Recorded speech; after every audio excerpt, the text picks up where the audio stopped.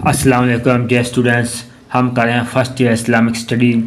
तो आज हम पहला चैप्टर करेंगे, ठीक है। इसके 4 चैप्टर हैं और आज का हमारा चैप्टर है बुनियादी अकायद, ठीक है। इसका हम कंप्लीट एक्सरसाइज सॉल्व करेंगे। इस चैप्टर की सारी एक्सरसाइज को सॉल्व करेंगे। 15 सवाल हैं, एक एक सवाल बारी बारी हम मुकम्मल तौर पर हम डिस्कस करेंगे, उसको रीड करेंगे। और मैंने साथ में पेज भी मेंशन कर दिए हैं, किस किस पेज पर लिखे हुए हैं, किस किस पेज पर ये सवाल मौजूद हैं।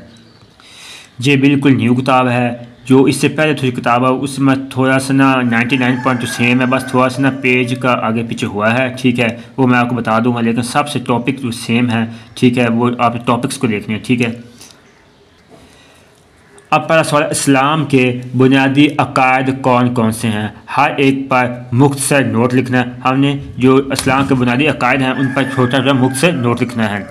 सबसे पहले चलते हैं पेज 1713-15 पर, ठीक है। जो पहले जो किताब है ना, वो जो मैसेज वाला टॉपिक है वजूद बारी ताला, ये नेक्स्ट पेज नंबर 2 पर आ गया है, लेकिन इन्होंने यहाँ पर लिख दिया, बस थोड़ी सी ना वो पेज के आगे पीछे हुआ है, बाकी सब कुछ सेम है।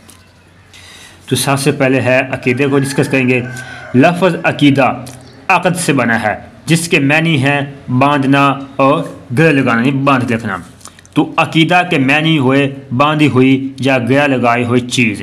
इंसान के पुख्ता और अटल नज़रियात को अकायद कहा जाता है। इसका हर काम उन्हीं नज़रियात का अक्स होता है।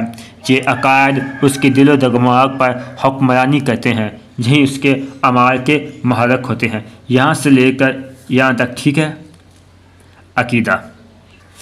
अब आगे आ गया है तौहीद, ठीक है। तो यहाँ से लेकर आपने यहाँ तक करना है, ठीक है। मैं आपको रीड करता हूँ।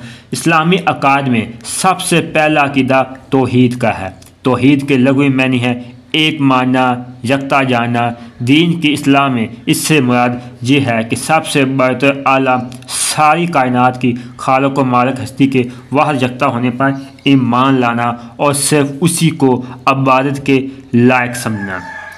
हज़रत आदम अलैहिस्सलाम से लेकर हज़रत मोहम्मद रसूलुल्लाह ख़ातमुल नबीयीन सल्लल्लाहु अलैहि वसल्लम तक जितने भी पैगंबर तशरीफ़ लाए, सब ने लोगों को तौहीद की तबलीग की और इन्हें बताया कि कायनात की तमाम अशिया अल्लाह ही की मखलूक हैं और सभी इसी के आजिज़ बनते हैं। इसलिए सिर्फ अल्लाह ही की इबादत करनी चाहिए और इसी के अहकाम को मानना चाहिए, ठीक है। यहाँ से लेकर यहाँ तक हो गया है। अब आगे हैं आसमानी किताबों पर ईमान लाना। यहाँ से लेकर आपने करना है यहाँ तक।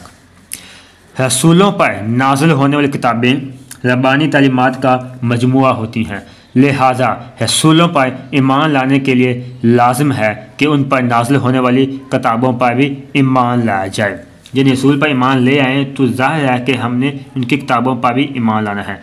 ईमान वालों के बारे में अल्लाह ताला फरमाता है, सूरह बकरा 4 उसका तर्जुमा आयत का, और जो लोग इस पर ईमान रखते हैं जो आप ख़ातमुल नबीयीन सल्लल्लाहु अलैहि वसल्लम की तरफ नाज़िल फरमाया गया, और इस पर भी जो आप ख़ातमुल नबीयीन सल्लल्लाहु अलैहि वसल्लम से पहले नाज़िल फरमाया गया।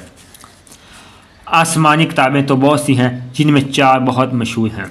तौरात जो हज़रत मूसा अलैहिस्सलाम पर नाज़िल हुई, ज़बूर जो हज़रत दाऊद अलैहिस्सलाम पर नाज़िल हुई, अंजील जो हज़रत ईसा अलैहिस्सलाम पर नाज़िल हुई, कुरान मजीद जो हज़रत मोहम्मद रसूलुल्लाह ख़ातमुल नबीयीन सल्लल्लाहु अलैहि वसल्लम पर नाज़िल हुआ। और नेक्स्ट है आखिरत पर ईमान लाना, ठीक है। लफ्ज़ आखिरत के मैंने बाद में होने वाली चीज़ के हैं। इसके मुकाबले में लफ्ज़ दुनिया है, जिसके मैंने करीब की चीज़ के हैं। ये मैं क्वेश्चन नंबर 12 में लॉन्ग क्वेश्चन में भी आता है, लेकिन जो जैसे जैसे पूछा गया हमने वैसे वैसे उसको सवाल का हमने बताना है, ठीक है। तो जो ये हम पहला क्वेश्चन कर रहे हैं, तो उसके टॉपिक है कि इस्लाम के बुनियादी अकायद कौन कौन से हैं। तो उस वाले से आखिरी टॉपिक है, जिसके मानी करीब की चीज़ के हैं। अकीदा आखिरत का इस्तिलाही मफहूम ये है कि इंसान मरने के बाद हमेशा के लिए फ़ना नहीं हो जाता, बल्कि उसकी रूह बाकी रहती है, और एक वक्त ऐसा आएगा जब अल्लाह ताला इसकी रूह को जिस्म में मुंतकिल करके उसे दोबारा ज़िंदा कर देगा, और फिर इंसान को इसके नेक व बद अमाल का हकीकी बदला दिया जाएगा। नेक लोगों को एक ऐसी जगह अनायत की जाएगी जो अल्लाह ताला की नेमतों से भरपूर होगी, उसका नाम जन्नत, और बुरे लोग एक इंतहाई अज़ियतनाक जगह में रहेंगे जिसका नाम जहन्नम है। नेक्स्ट क्वेश्चन है, वजूद बारी ताला के असबात में कुरानी दलाइल मुख्तसरन लिखें। पेज नंबर 1 to 3 पर चलते हैं। वजूद बारी ताला जो पहले वाली किताब इस्लाम में तो वो मैं बता चुका हूँ, वो नेक्स्ट पेज पर, बस पेज का आगे पीछे बाकी सब टॉपिक सब कुछ सेम है, ठीक है। तो यहाँ पर स्टार्ट होता है क्वेश्चन नंबर 2, वजूद बारी ताला।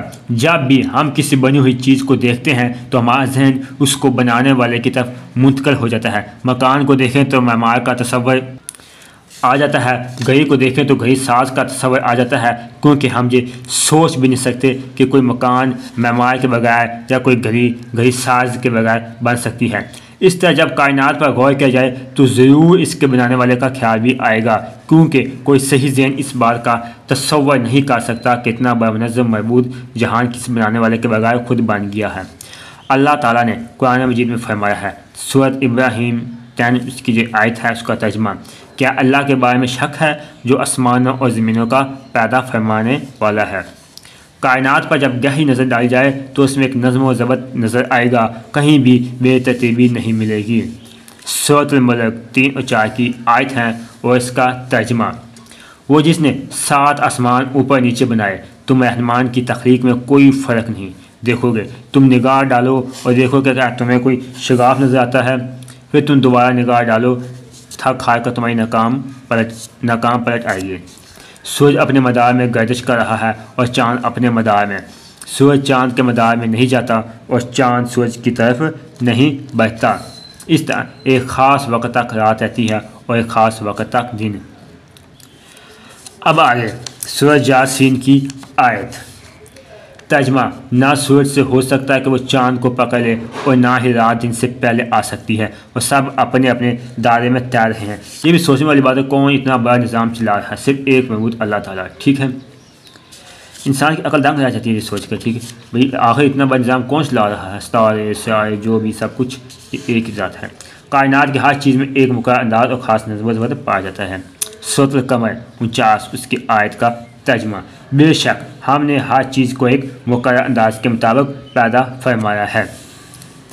अब आगे आते हैं। कायनात का ये नज़्म व ज़ब्त इस बात की रोशन दलील है कि ऐसे आला बरतर ज़ात मौजूद है जिसने कायनात में ये खूबसूरत निज़ाम पैदा फरमाया है। अब आगे सूरत आल इमरान 190 तर्जुमा, बेशक आसमानों और ज़मीनों की तख्लीक में और रात और दिन के आने जाने में यकीनन अक्लमंदों के लिए निशानियाँ हैं। दिन रात चाँद सूरज और ज़मीन आसमान का नज़्म व ज़ब्त सब अल्लाह ताला की हिकमत और कारीगरी की निशानी है। सूरत अल-नमल 88 उसका तर्जुमा, यह इस अल्लाह की कारीगरी है जिसने हर चीज़ को मजबूत बनाया। एक और मकाम पर अशार हुआ है, सूरत तो 35-36 आयत उसका तर्जुमा, क्या वो किसी खालिक के बगैर ही पैदा किए गए हैं या वो खुद ही अपने खालिक हैं। क्या उन्होंने आसमानों और ज़मीनों को पैदा किया है, हरगिज़ नहीं, बल्कि असल बात यह है कि वो यकीन नहीं रखते, ठीक है। यहाँ से लेकर यहाँ तक हमने इसका ये मुकम्मल यहाँ तक हो जाएगा, मैं आपको पढ़कर बता देता हूँ। जिस तरह ज़मीनों आसमान और सारी कायनात वजूद बारी ताला की गवाही देते हैं, इसी तरह इंसान की फितरत की आवाज़ भी यही है।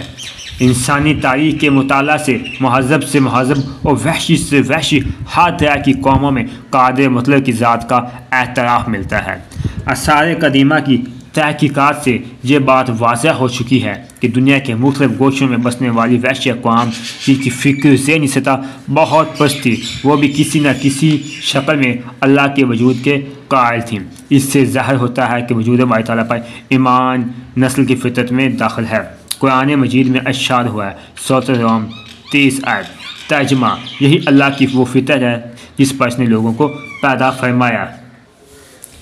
एक और मकाम पर इरशाद हुआ, तर्जुमा, और यकीन रखने वालों के लिए ज़मीन में निशानियाँ हैं और तुम्हारी ज़ात में भी निशानियाँ, तुम देखते नहीं। तर्जुमा, कायनात को बनाने वाली ये आला बरतर हस्ती सिर्फ एक ही है। इंसान की सही सोच इस नतीजे पर पहुंचाती है, क्योंकि अगर एक से ज़्यादा रब होते तो उनके बाहमी तसादम की वजह से कायनात का ये निज़ाम एक लम्हा के लिए भी कायम न रह सकता, ठीक है।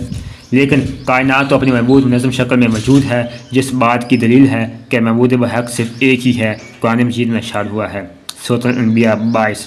तर्जुमा, अगर इन आसमान और ज़मीन में अल्लाह के सिवा और भी महबूद होते तो यकीन दोनों जहन बड़े हो जाते। अगर एक अलावा कोई और महबूद होता तो आपस के निज़ाम में टकरा जाना था। उसने अपनी मर्ज़ी चलानी थी, उसने अपनी, लेकिन सिर्फ एक ही खुदा, सिर्फ एक ही ज़ात है, अल्लाह ताला की सिर्फ एक ज़ात है। और जहाँ तक ये क्वेश्चन मुकम्मल हुआ।